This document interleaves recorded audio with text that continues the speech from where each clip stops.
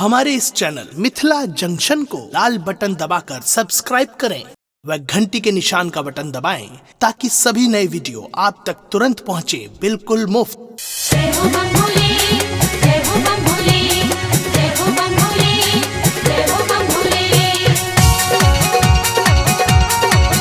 अपने सुन रहे छी गंगा कैसे भोला बसती कते दूरियो कने कहियो बटोहिया, बाबा बसती कते दूरियो कने कहियो बटोहिया, कहियो बटोहिया कने कहियो बटोहिया, कहियो बटोहिया कने कहियो बटोहिया। भोला बसती कते दूरियो कने कहियो बटोहिया, बाबा बसती कते दूरियो कने कहियो बटोहिया।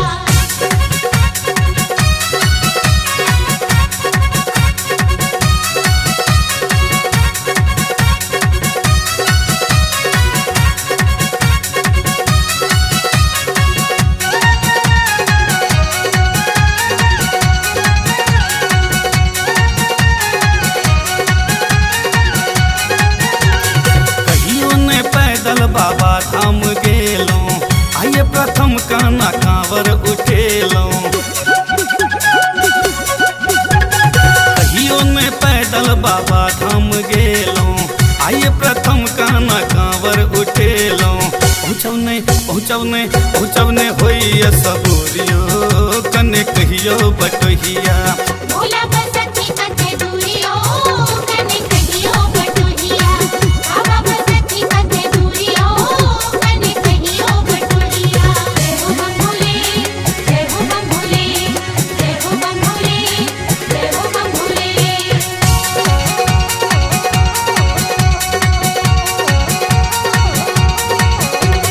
चलबा का आगू तो डेग पछुआए, कहबा का बम बम कहल नहीं जाए। चलबा का आगू तो डेग पछुआए, कहबा का बम बम कहल नहीं जाए। हेलो एहन मजबूरियो कने कहियो बटोहिया। भोला बसती कते दूरियो कने कहियो बटोहिया, बाबा बसती कते दूरियो कने कहियो बटोहिया।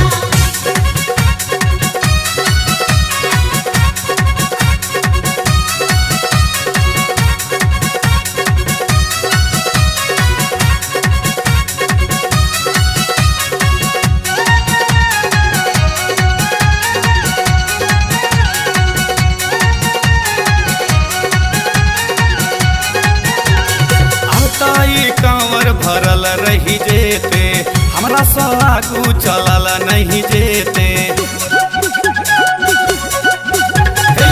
अब तो ई कांवर भरल रही जेते, हमरा सा आगू चलल नहीं जेते।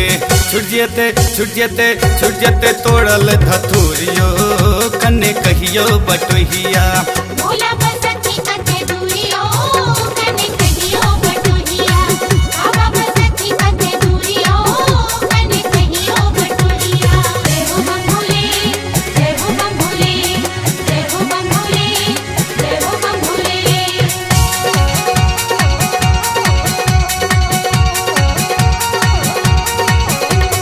महिमा बतहवा के सब क्यों जनै छी, यौ दरभंगिया कथी ले कनै छी। महिमा बतहवा के सब क्यों जनै छी, यौ दरभंगिया कथी ले कनै छी।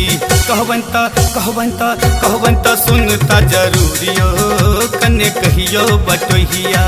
भोला बसती कते दूरियो कने कहियो बटोहिया, बाबा बसती कते दूरियो कने कहियो बटोहिया।